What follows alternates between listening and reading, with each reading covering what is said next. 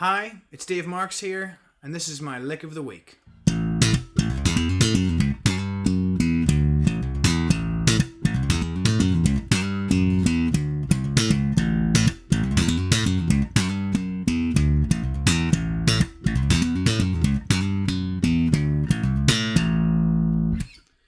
So let's pull this lick apart and see what it's made of.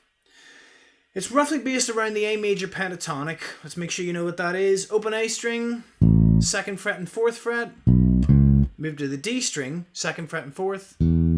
And then 2nd fret on the G. Now I've added in a couple of little bluesy notes. So instead of the 2nd note of the scale, I'm going to use the flat 3rd, the 3rd fret of the A string. So you can already hear that has a slightly bluesier sound. And then I'm also going to add what's called the flat 7, which is the G note on fret 5 on the D string. So these are just little note inclusions that I can use to give it a specifically bluesy flavour. Let's look at the fingering for what I played. So we start out with a slapped open A string and then a popped octave A on the 2nd fret of the G.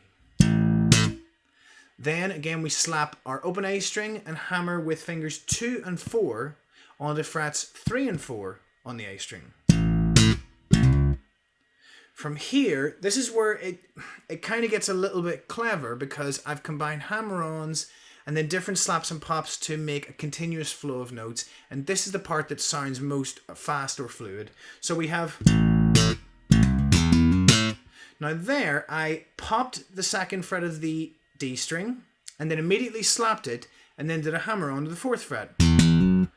And as that hammer on activated, I move it into position and get ready to pop on the 2nd fret of the G string.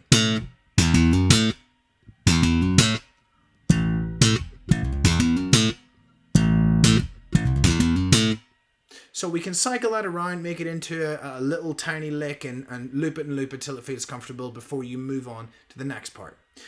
Now we've headed up the scale to the A, we're going to descend back down.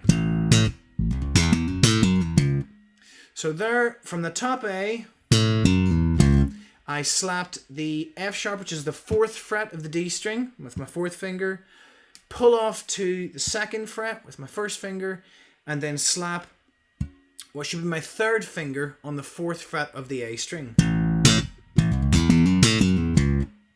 Now, you might wonder why I'm suddenly using my 3rd finger when I've used my 4th finger through the rest of this position. The reason is we're about to reach up for that 5th fret note on the D string. So I want to have my 4th finger free. I don't want to be using it so I have to suddenly cut that note off. Use my 3rd finger, my 4th finger is already in position to do a nice little slide from the 4th fret to the 5th fret. Then it's a slap on the 4th fret, a slap on the 2nd fret, and then another slap on the 5th fret of the A string. Then we just have the same lick that we used at the start, the open A string, hammer on with fingers 2 and 4 onto frets 3 and 4, and then a pop on the 2nd fret of the D string. But the rhythm here is slightly different. So when we saw this the first time, it was like this. Now, so you just got to get the same finger movement but slow the rhythm of it down.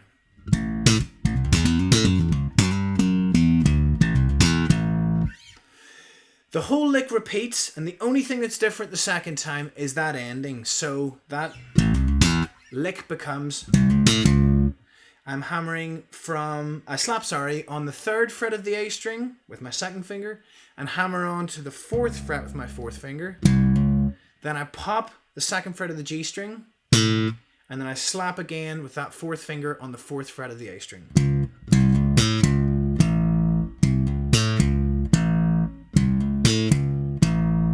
So really slowly, the whole lick sounds like this.